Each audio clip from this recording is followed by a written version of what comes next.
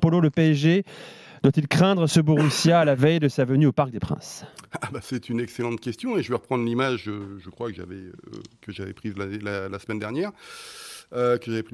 C'est tu es un Martien, tu regardes les statistiques du Borussia Dortmund de mars depuis le retour des matchs, le retour de la Bundesliga en janvier 2023, c'est 19 victoires, 6 matchs nuls et seulement 3 défaites. Et tu sors de la rencontre victorieuse contre Fribourg ce week-end, tu te dis, pour le prochain match, je change 8 joueurs sur 11. Donc c'est très paradoxal ce qui se passe, c'est-à-dire que la myopie des résultats empêche une véritable analyse d'un club qui finalement fonctionne extrêmement moyennement.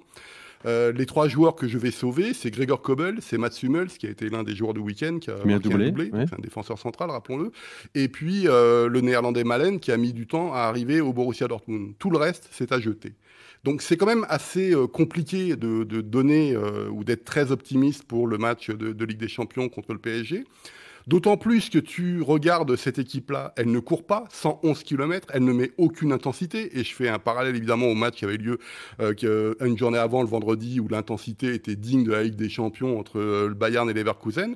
Et en fait, tu te rends compte, à l'aune de l'analyse de ce match contre Fribourg, que c'est Fribourg en fait qui se suicide, parce que le scénario est complètement fou. On a une première mi-temps dominée par le Borussia Dortmund, qui ouvre le score assez rapidement. On se demande même pourquoi il n'y a pas 2-0 à la mi-temps. Et finalement, à la mi-temps, il n'y a pas 2-0 pour Dortmund, il y a 2-1 pour Fribourg, qui a marqué 2 buts durant les arrêts de jeu de la première mi-temps. Dortmund revient à 2-2 et finalement Fribourg se fait exclure son capitaine Fleur et finalement un des remplaçants, Marco Reus évidemment, qui réussit à marquer, à faire une passe pour l'emporter finalement 4-2. Donc en fait quand tu analyses la rencontre, tu te dis mais c'est Fribourg qui s'est suicidé et non pas le Borussia Dortmund qui a dominé cette rencontre.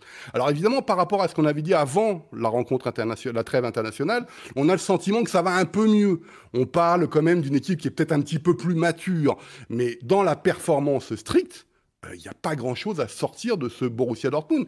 Et quand je parlais de Baraka l'année dernière sur les 10 matchs gagnés à la suite, ou les gens qui disaient que ce titre a été perdu plutôt que le Bayern n'a été gagné, c'est vrai factuellement, mais dans l'évolution sous Edin Terzic de cette équipe du Borussia Dortmund, je suis très très déçu. Sébastien Haller, on se demande ce qu'il fait là. Ben Sebaini, il est certes Borus, mais il est encore plutôt à Mönchengladbach qu'au Borussia Dortmund. Schlotterbeck, je crois qu'il ne s'est pas remis de son transfert justement de Fribourg. Le milieu de terrain, Emre Can, Sabitzer, Julian Brandt loin de son niveau de l'année dernière. Adeyemi, je crois qu'il est toujours à Salzbourg. Et on pense même que demain, il va y avoir des changements dans le 11. Tu penses à qui par exemple là, quoi? Est-ce que Füllkrug a une chance de démarrer à la place d'Haller? Alors, c'est ce qu'on parle, c'est-à-dire Füllkrug est rentré à l'heure de jeu contre Sébastien Haller et en une demi-heure, il a notamment fait une passe décisive pour l'égalisation de Malen, ce qui a fait vraiment du bien et on pense en fait qu'il devrait y avoir 2-3 changements demain. Füllkrug pourrait être en pointe. Ben Sebaini pourrait payer aussi ses performances actuelles et on décalerait Ryerson côté droit et ce serait Marcus Wolf qui rentrerait à droite. Et il y a un troisième joueur, c'est que Schlotterbeck pourrait sortir et c'est Zule qui pourrait rentrer en défense centrale. Zule qui n'est pas extraordinaire depuis le début de saison non plus. Donc tout ça en fait, c'est un match de Ligue des Champions. On ne sait pas ce que ça va donner, mais comme on ne sait pas trop ce qu'il y a en face, suite à la performance par exemple contre Nice. Voilà, moi je reste sur ce que je pense depuis le début, même si j'ai vu des matchs de Newcastle, si j'ai vu Milan ce week-end, etc. Je vois pas ce qui ferait que le Borussia Dortmund puisse aller faire une performance au Parc, et surtout pourquoi est-ce que Dortmund ne finirait pas 4e à la fin des matchs allés. Carrément, d'accord. Ouais. Bon, je précise également, Reus a priori sera sur le banc demain soir pour le match face au PSG au Parc des Princes. Bon, on verra si effectivement ce Borussia arrive à élever son niveau en mode Ligue des Champions. Ce sera demain soir, ce sera sur RMC aussi avec vous. Johan, tu voulais réagir à ça? Tu penses sera plus ouvert que ça? Non, je suis vraiment pas convaincu par Dortmund non plus. Et ce que j'ai du mal à expliquer, c'est que des joueurs qui étaient plutôt performants, je peux dire très performants, même si, par exemple, un Schlotterbeck, j'ai du mal à m'expliquer la transition au Borussia Dortmund où je le trouve vraiment très moyen. Alors que pas dit mauvais. Ouais, c'est ça. Alors que je voyais pas un gap si énorme entre Fribourg et Dortmund à l'époque, en fait. Et là, je le trouve vraiment en difficulté. Et il y a pas mal de joueurs qui sont juste moyens. Et peut-être que que Dortmund est aussi un peu en train de payer, entre guillemets, sa stratégie sportive des dernières années où on fait venir quelques gamins de 17 ans pour les revendre après, mais qu'est-ce qu'on a construit réellement pendant ce temps-là? Je ne sais pas. D'ailleurs, Polo, le petit Moukoko, là, le prodige, là, qu'est-ce qu'il devient? Comment il évolue?